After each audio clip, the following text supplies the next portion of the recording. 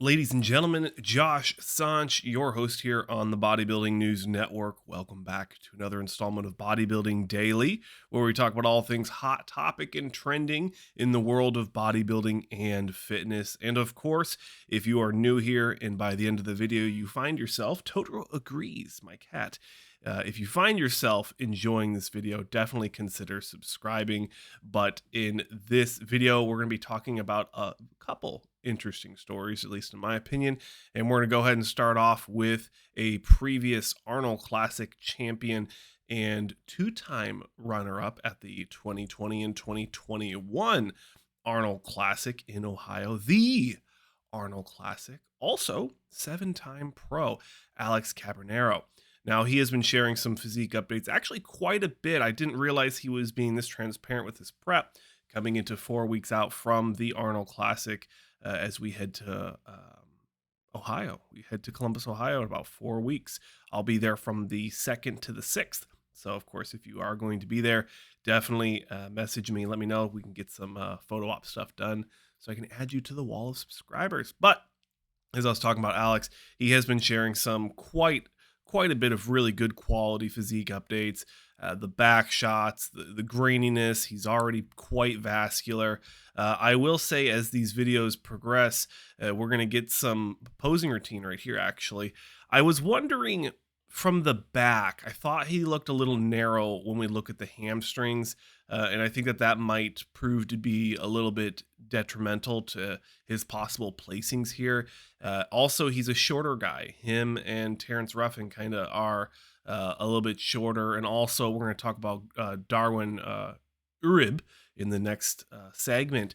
Both of those guys are a little bit shorter gentlemen, so I'm not sure if the judges here in the Arnold are going to be giving them the best look.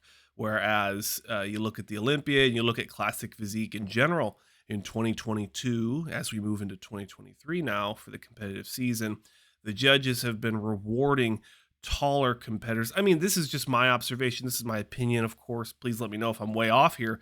But it would seem that they're rewarding the Chris Bumstead look, the taller, wider, more X-taper bodybuilder look. So I'm not sure how that's going to benefit Alex, or as we start talking about Darwin here, another gentleman that has been sharing, a relatively a good amount of physique updates after coming in around he was one of the 16th. He didn't place at the Olympia, one of the many 20 something people that did not place at the Mr. Olympia in classic physique.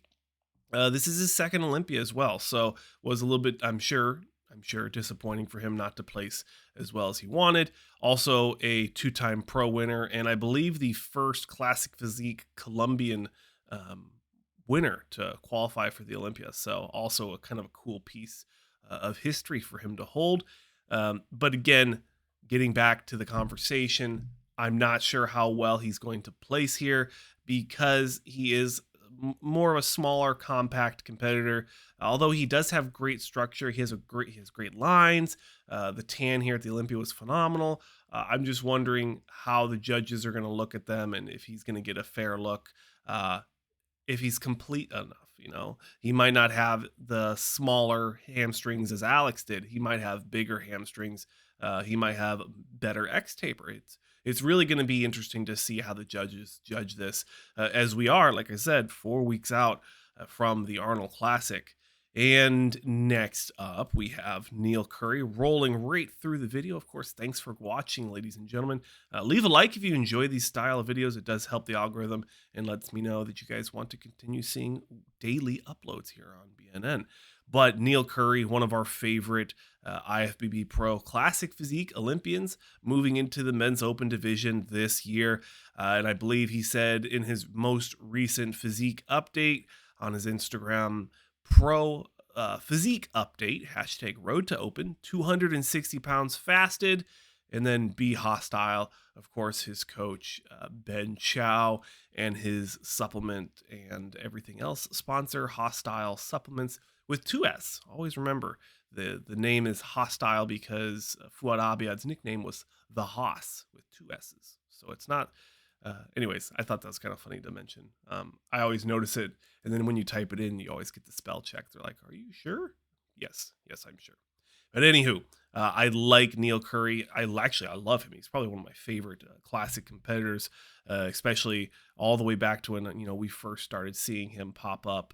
Gosh, it had to be like 2 or 3 years ago before he even turned pro. So I love seeing these physique updates. The question is, is he going to be able to hold on to that tight midsection and also maintain that crazy X taper that he has? And I think that is, by far his calling card.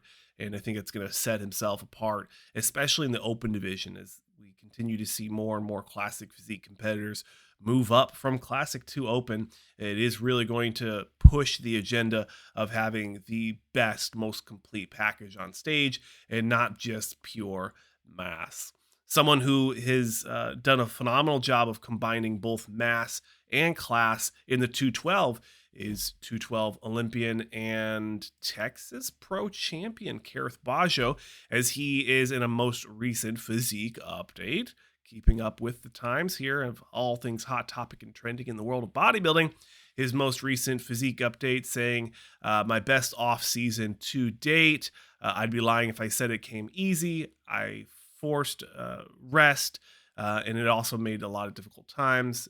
He had the flu, and then also he's been training 4 to 5 times a week with minimal cardio. So for him to be able to look this phenomenal after the Olympia, coming into 16 weeks out from the New York Pro, I am excited. He's definitely one of my favorites.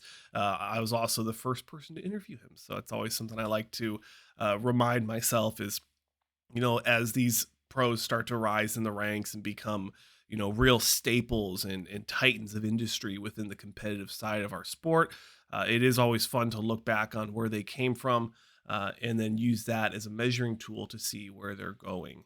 And also Cody Drobot in the video right now, one of those rising stars in the 212. And what is it? Ricky Moulton? Moulton? I think it's Moulton on the right. Another guy came up from classic to 212. So lots of talent coming into the 212 2023 competitive season. I know I'm excited. Hopefully we get to see more and more 212 shows pop up as we move through the years, as it's kind of a hit and miss on whether or not the 212 is included in some of these big shows. And last but honestly, certainly not least, one of my favorite female competitors in the IFBB, new IFBB pro turned pro at the NPC Junior Nationals last year, of course, correct me if I'm wrong, is Loren Calderoni. Now, she has been on the Loren and Abby show here on the Bodybuilding News Network. It has been on somewhat of a hiatus lately, but I do look forward to getting it going again. We will be having an episode of Danielle Willis and myself coming out this Saturday, so stay tuned for that. It is already recorded, but keeping with Loren, one of my favorite physiques coming into, what is it, the figure or physique? I think it's figure, yeah. She still needs to grow into the physique if that's something she wants to do, but she has such a great structure, great flow, tiny midsection. She is, in all reality, growing into the pro circuit. She has the flow. She's always got a nice smile on in her posing updates. I think we already showed them, so you already saw it. But such a great person. Beautiful personality. I didn't mention, I didn't show it in the video, but her fiance, right? Fiance. He had a double flannel jacket on in a recent post, and I just loved it. It's like you can't get much more modern. Like flannel is an old school thing. Like if you're like, I'm from the Midwest, you wear flannels because it's cold. But nowadays you got all these ramen noodled hair TikTokers walking around with flannel on, and they've never worked a day in their lives. Not to degrade YouTubers, because I am a YouTuber. I did think that was funny, so I did want to mention it. But Loren is coming into her off season. She's still pretty thick right now. The first photo we saw where she's kind of like showing off the vacuum with the ab shots. The lines are kind of starting to fade as she's slowly hitting probably the peak of her off season, but I am excited to see what her plans are. I'm sure she'll share with me offline, especially once I tag her. She's usually really good about that. And she's almost at 100,000 followers on Instagram. So, ladies and gentlemen, hop over there. Her channel's been blowing up lately. Honestly, it's really grown. Actually, the last time I saw, I don't think it was anywhere near that. So, kudos to her and her brand of being a pro and just being awesome on Instagram. But ladies and gentlemen, that'll do it for another episode here on the Bodybuilding News Network. I'm your host, Josh Sanch, as always. And like I said in the beginning of the video, please subscribe if you enjoy this style of content. That's it, and I'll see you in another one.